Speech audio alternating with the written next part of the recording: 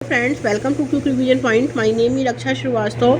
Friends, आज हम child development and pedagogy बाल विकास एवं शिक्षा शास्त्र में जेंडर से रिलेटेड फ्रेंड इंपॉर्टेंट क्वेश्चन को डिस्कस करेंगे जो एग्जाम के लिए वेरी इंपॉर्टेंट है। ओके, और एग्जाम में क्वेश्चन पूछे जाते हैं। तो चलिए स्टार्ट करते हैं। फर्स्ट क्वेश्चन क्या है? निम्नलिखित कथनों को पढ़िए तथा सही विकल्प का चयन कीजिए। अभिकथन ए कहता है, बहुत कम उम्र में दुनिया भर में अधिकांश संस्कृतियों में लड़कियां जो होती हैं गुड़िया को खेलने के रूप में चुनती हैं और लड़के जो होते हैं, जबकि लड़के कारों के साथ खेलना पसंद करते हैं। और कारण आर है कि बच्चे किसी विशेष संस्कृति की अपेक्षा के आधार पर एक लड़की या लड़की के लिए क्या उपयुक्त माना जाता है इसके बारे में जानकारी व्यवस्थित करते हैं और उसके अनुसार व्यवहार करते हैं।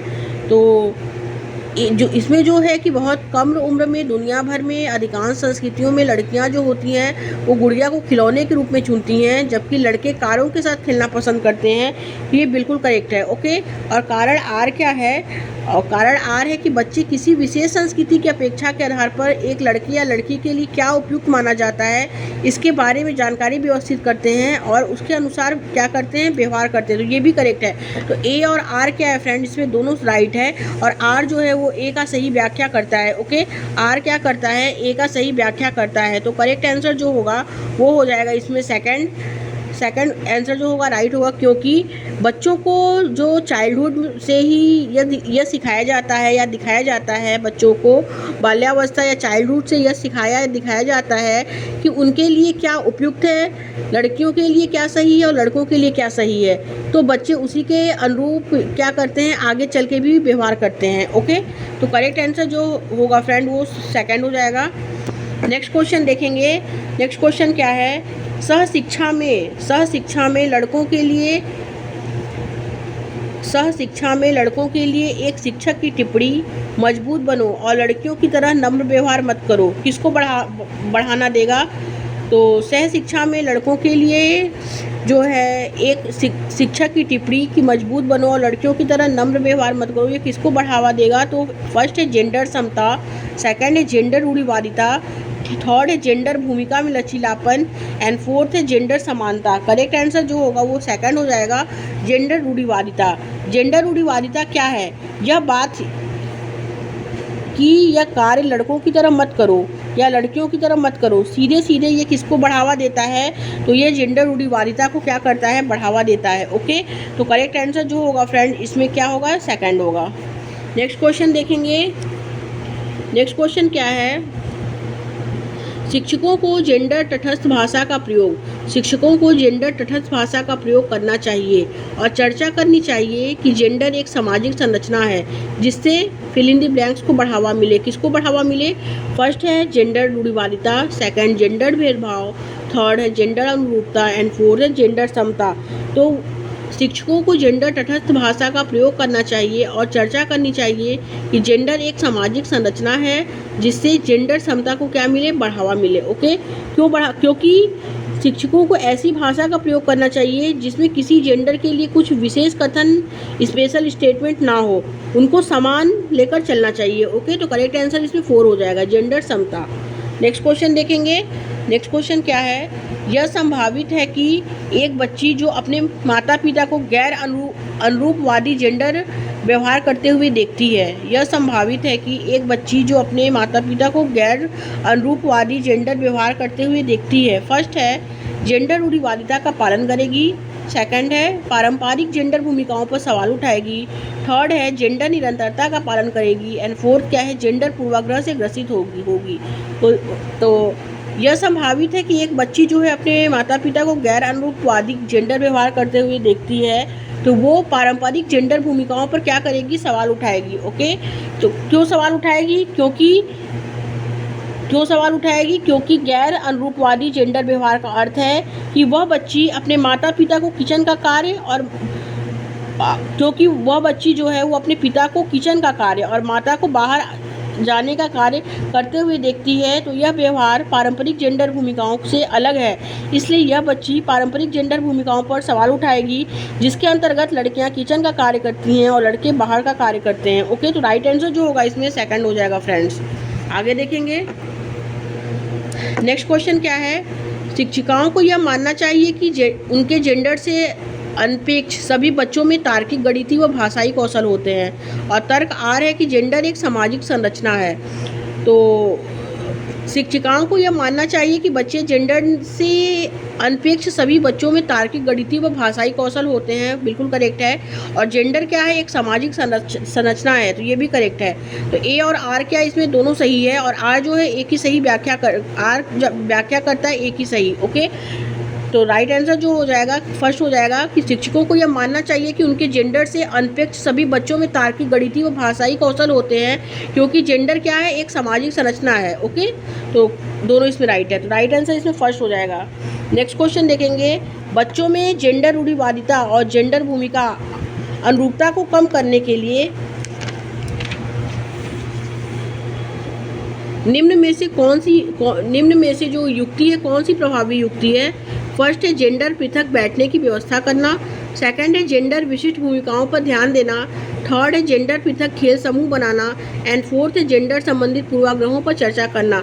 तो निम्न में से कौन सी सबसे प्रभावी युक्ति है? तो वो है जेंडर संबंधित पूर्वाग्रहों पर चर्चा करना, क्योंकि बच्चों को जेंडर संबंधी यदि रूढ़िवादिता या स्टीरियोटाइपिंग रूल्स के बारे में अवेयर करने के लिए आवश्यकता है कि शिक्षकों को इस विषय पर खुलकर चर्चा करें। ओके, मतलब जेंडर संबंधित पूर्वाग्रहों पर चर्चा करने का मतलब है कि बच्चों को जेंडर संबंधी स्टीरियोटाइपिंग यानी रूढ़िवादिता या और भूमिकाओं के बारे में अवेयर करने की आवश्यकता है, क्योंकि शिक्षक बच्चों से इस विषय पर क्या करें, खुलकर चर्चा करें। तो राइट आंसर क्या होगा इसमें? 4 हो जाएगा फ्रेंड्स। नेक्स्ट क्वेश्चन देखेंगे। नेक्स्ट क्वेश्चन है, गुलाबी रंग को लड़कियों व नीले रंग को लड़कों से जोड़कर देखना। गुलाबी रंग को लड़कियों व नीले रंग को लड़कों से जोड़कर देखना उदाहरण है, किसका उदाहरण है? फर्स्ट है जेंडर समता, सेकंड है जेंडर समानता, थर्ड है जेंडर रूढ़िवादिता, एंड फोर्थ है जेंडर सशक्तिकरण। तो association of colour pink with girl and blue with boy is an example of gender stereotyping. Okay, तो ये जेंडर रूढ़िवादिता का क्या है? एग्जाम्पल है। क्यों एग्जाम्पल है? क्योंकि रंगों को लेकर भी हमारे समाज में बहुत सी रूढ़िवादिताएं हैं। जैसे गुलाबी रंग के जिक्र होने पर हमें लड़कियों की बात की जाती है और लड़कों को नीले रंग के साथ संबंध किया जाता है। यह सब क्या है? ये सब समाज के लोगों द्वारा बनाई गई व्यक्तिगत धारणाएं हैं, इंडिविजुअल थॉट्स है। ओके, तो करेक्ट आंसर जो क्या होगा, थर्ड होगा। नेक्स्ट क्वेश्चन क्या है? नेक्स्ट क्वेश्चन है फ्रेंड, निम्न में से कौन सी प्रणाली जो है वो कक्षा कक्ष में जेंडर रूढ़िवादिता को चुनौती देने में प्रभावशाली है? निम्न में से कौन सी प्रणाली जो है कक्षा कक्ष में जेंडर रूढ़िवादिता को चुनौती देने के लिए प्रभावशाली है? फर्स्ट है शिक्षिका को कक्षा में जेंडर संबंधी मुद्दों को नकारना व नज़रअंदाज करना चाहिए। सेकंड है शिक्षिका को कक्षा में होने वाली गतिविधियों की जिम्मेदारी सभी बच्चों को बराबर देनी चाहिए। थर्ड है शिक्षिका को शारीरिक कार्य जैसे मैच को लगाना लड़कों को और हल्के कार्य जैसे बुलेटिन बोर्ड सजाना लड़कियों को देने चाहिए। तो और फोर्थ क्या है, शिक्षिका को लड़कियों से गणित व विज्ञान में ज़्यादा अपेक्षा नहीं रखनी चाहिए।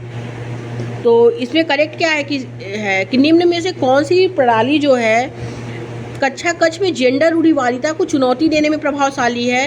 तो शिक्षिका को कक्षा में होने वाली गतिविधियों की जिम्मेदारी सभी बच्चों को क्या करनी चाहिए, इक्वल देनी चाहिए। ओके, किसी को अलग अलग नहीं देना चाहिए, सभी बच्चों को जो भी जिम्मेदारी देना चाहिए एक शिक्षिका को सबको बराबर समझ के देना चाहिए। तो राइट आंसर क्या है इसमें, सेकंड हो जाएगा। नेक्स्ट क्वेश्चन देखेंगे। नेक्स्ट क्वेश्चन क्या है, कथन ए कहता है कि माध्यमिक स्कूल में शिक्षकों को लड़कों को भाषा पढ़ने के बजाय गणित व विज्ञान के विषयों को पढ़ने के लिए प्रोत्साहित करना चाहिए। ये क्या है कि ये गलत है कि माध्यमिक स्कूलों में शिक्षकों को लड़कों को भाषा पढ़ने के बजाय गणित व विज्ञान के विषयों को पढ़ने के लिए प्रोत्साहित करना चाहिए। तो ये क्या है, ये गलत है।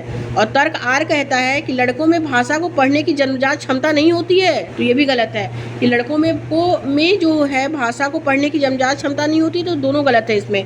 क्योंकि जितनी आवश्यकता जो होती है लड़कों को गणित और विज्ञान विषय को पढ़ने की होती है उतनी ही भाषा को पढ़ने की भी होती है। ओके, जितनी लड़कों को गणित और विज्ञान पढ़ने की होती है उतनी ही भाषा को भी पढ़ने की होती है। आवश्यकता होती है कि बच्चे जो हैं वो रुचि को जाने ना कि उसको लिंग के आधार पर अंतर करने को। ओके, मतलब कि इसमें जो कहा गया है कि बच्चा बस जैसे लड़का जो है वो गणित और विज्ञान को पढ़ने का ही उसको आवश्यकता नहीं है, उसको भाषा के बारे में भी जानना और पढ़ने की आवश्यकता है, क्योंकि बच्चे की जो इंटरेस्ट होती है वो लिंक के आधार पर जो है उसमें डिफरेंशिएशन करने की नहीं होती है। ओके, बच्चे की जो इंटरेस्ट को जानने या उसको लिंक के आधार पर अंतर करने की नहीं है, उसमें बच्चे को हर चीज़ में बराबर पढ़ाई देनी चाहिए। तो वो जितना वो विज्ञान को पढ़ेगा, गणित को पढ़ेगा, उतना उसको भाषा की भी नॉलेज होनी चाहिए। ओके, तो करेक्ट आंसर जो होगा इसमें 4 हो जाएगा। आगे देखेंगे, नेक्स्ट क्वेश्चन है, शिक्षिका का कौन सा व्यवहार बच्चों में जेंडर रूढ़िवादिता पक्षपात कम करने में मदद करेगा? शिक्षिकाओं का कौन सा जो व्यवहार है वो बच्चों में जेंडर रूढ़िवादिता पक्षपात कम करने में मदद करेगा? फर्स्ट है कक्षा में केवल लड़कों को भारी कुर्सी मेज उठाने को कहना। सेकंड है कि खेल के लिए गुड़िया व घर केवल लड़कियों को देना। थर्ड क्या है, देखभाल करने वाले व्यवसायों का जिक्र केवल औरतों के संदर्भ में करना। एंड फोर्थ है सभी जेंडर में स्वायत्त व समानुभूति के गुण विकसित करना। तो शिक्षिका का कौन सा व्यवहार बच्चों में जेंडर रूढ़िवादिता पक्षपात कम करने में मदद करेगा? तो वो है सभी जेंडर में स्वायत्त व समानुभूति के गुण विकसित करना।